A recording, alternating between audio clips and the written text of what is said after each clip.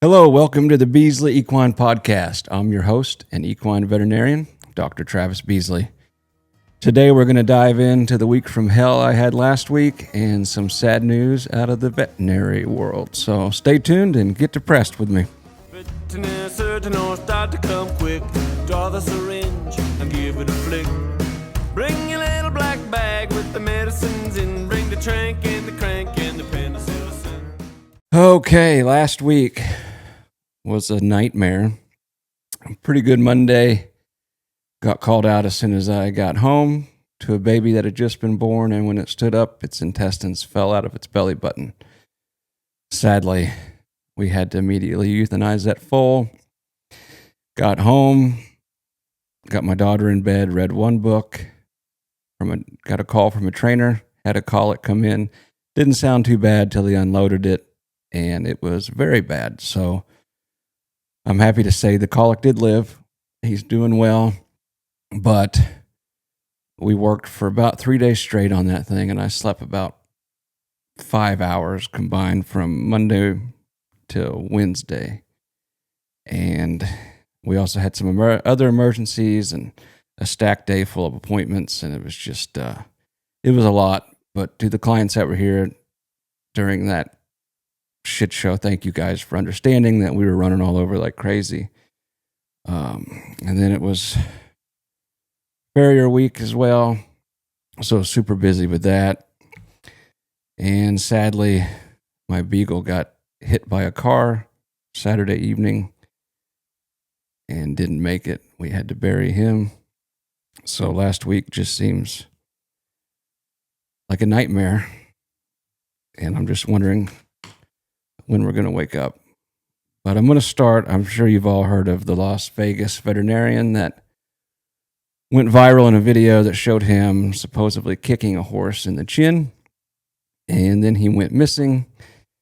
Since then, they have found his body in the middle of Lake Mead, and he also had pentobarbital in his system, which is a drug we use to euthanize horses. So I've kind of bit my tongue about this whole thing. I haven't read too much about it. I didn't want to. I've seen some posts, but I found an article from agdaily.com written by an associate editor there named Heidi Crnkovic, Crnkovic. I hope I didn't butcher your name, but I think I'm just going to start by reading this because she seemed to sum it up pretty good from a perspective of somebody that has some experience with livestock and horses. So I'll read this little article to you now. Herd mentality. We usually hear the term in reference to finance, politics, or even high school social circles, but rarely do we pause to recognize just how dangerous it can be when the herd turns on one of its own. It's the things that make us click share before reading and follow the loudest voices even when they're wrong.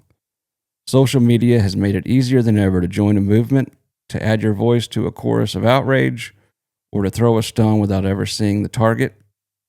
In its most extreme form, this collective behavior becomes something far more insidious, a digital mob. It's a force powerful enough to ruin lives, and, as we were tragically reminded this week, to end one. This week, Dr. Sean Frenner, a respected Las Vegas area veterinarian, was found dead in Lake Mead after becoming the target of a vicious online campaign. His death has shaken the veterinary and horse community to its core, not just for the personal tragedy it represents, but for what it reveals about the daily risks faced by those who care for large animals, and the increasing dangers of doing so in the public eye. Brenner apparently had faced professional challenges in the past. Local media reports that his veterinary license was suspended for 1 year in 2016. But he returned to veterinary medicine, continuing to work with horses and livestock in high-risk, high-pressure environments. 2 weeks before his body was found by searchers, Brenner was called to gild a largely unhandled, aggressive stud in Pahrump, Nevada. The scene he walked into was far from ideal. An anxious, dangerous horse in a poorly prepared setting. The colt bit, kicked, and thrashed and eventually flipped himself over. Everything that was happening was being caught on camera from a distance. His actions in the video, which critics described as pure abuse went viral. In a Facebook post later made by Frenner, he defended himself, saying that in an effort to keep the animal breathing, he had used a leather boot to reposition the horse's head, a move that may have saved the horse's life. The sedation took effect, the procedure was completed, and the horse lived.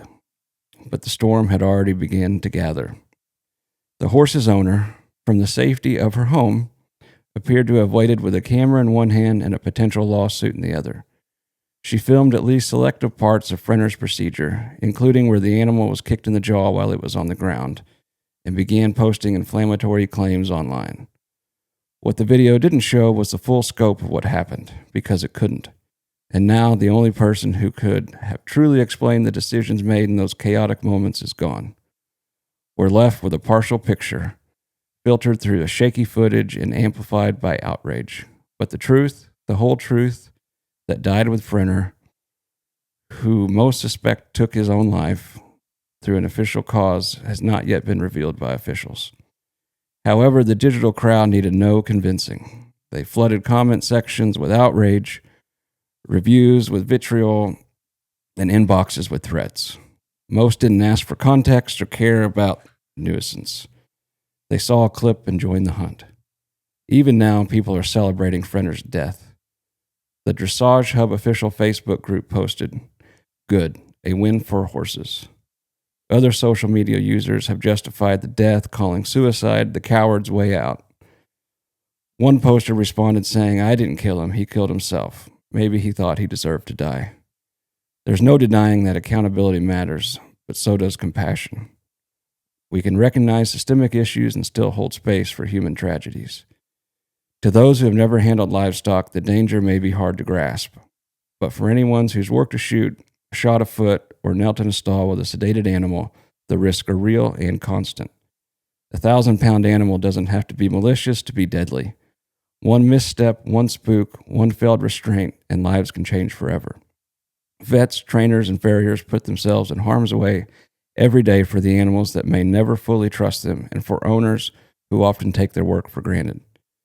Veterinarians, especially large animal vets, carry not just the physical burden of this work, but an emotional one too as well. The profession already has one of the highest suicide rates in the country. Crushing debt, long hours, compassion fatigue, and unrelenting wave of online criticism leave many professionals drowning. And when the crowd turns, when the herd of angry commenters charges forward with no facts, no compassion, and no pause, it's no wonder some are choosing to walk away. Others, like Frenner, never got the chance. It's important to acknowledge that even when the work with care, done by professionalism and in a fully understanding of animal behavior, the work can look rough. A calf being dragged by hind legs during branding, a twitch on a nervous horse, a calf pulled by chains from its mom in a head chute. These are tools, standard, accepted, and critical to animal care. But to the untrained eye, they can appear violent, sometimes excessively so.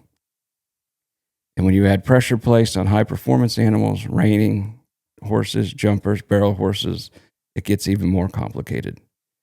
Yet it's a fact that horses are dangerous. So are cattle, so are swine. Sometimes people and animals struggle, and sometimes people working with them are doing what they can in the moment where emotion, exhaustion, and fear collide. And even the most experienced handlers can die when doing their best to take care of livestock. If you've never trained a colt, shot a draft horse, restrained a down cow for treatment, or dealt with a sow with her piglets, you have no idea what kind of danger we're talking about. Safety sometimes means sedation, sometimes it means restraint, and sometimes it means taking actions that a camera won't make look pretty. And those who do this work aren't perfect.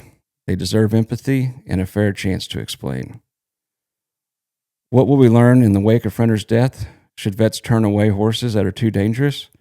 Maybe, but then what? Let them suffer? Let owners who don't understand the first thing about animal handling make it worse?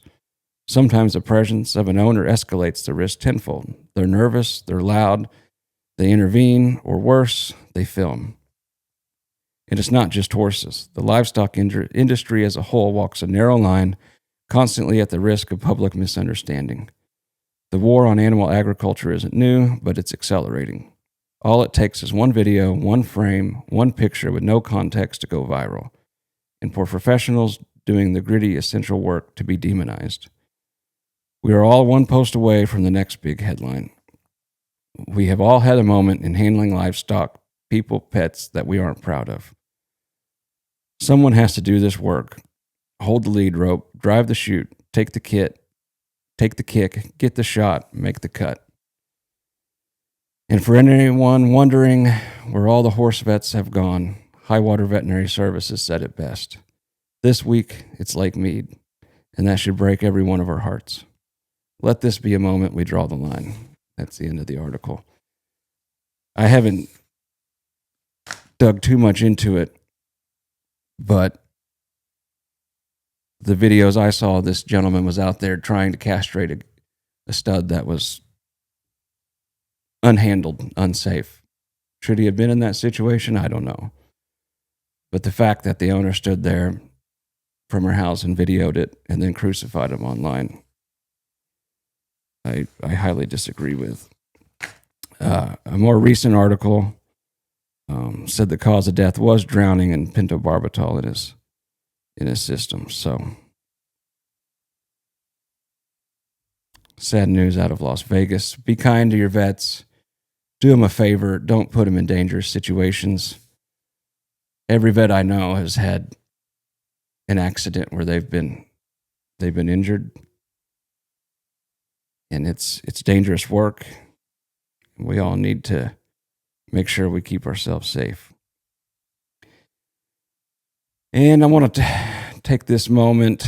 We've got a lot of babies hitting the ground, and I want to talk real briefly about equine fescue toxicosis. We had a dystocia a couple weeks ago from a mare that went way over her due date, and the foal was presented breech, meaning he was coming out backwards. And thank God the farriers were here, and we used some of my dad's brains and a lot of our brute strength to get that baby out. The baby didn't make it, but the mare is doing well. So the reason they get the toxicosis from fescue is an endophyte in there, and that's one reason the fescue is so hardy and can take foot traffic. But if your pregnant mare is eating fescue, they're at risk for fescue toxicosis. Depending on what you read and who you believe, some say remove all sources of fescue 30 days prior to foaling. Some say 60. I always recommend 90 because I think it takes it a while to get out of their system. Some things the fescue can cause is prolonged gestation, abortion or stillbirths, dystocia due to continued growth of the foal during the prolonged gestation, which is what we encountered a couple weeks ago, an abnormally thickened or retained placenta, mare mortality, and hypogalactia or agalactia, which is either really poor milk production or none at all. There is a product out there to treat fescue toxicosis. The tricky thing is you're supposed to give it 10 days up to the foaling, and if they do go over, it makes them produce a lot of milk, and the risk is them losing their colostrum. So the best way to treat this is prevent it. If you got a pregnant mare, get them off of fescue at least 60 days before they foal. 90 is ideal, and that's hay or grass. Even if there's a little grass in there, it's not much, but it could be enough. So I think I'll leave it at that, and hopefully we're in better spirits next week. But thanks for sticking along with us. Until next time, take care of yourself and your horses.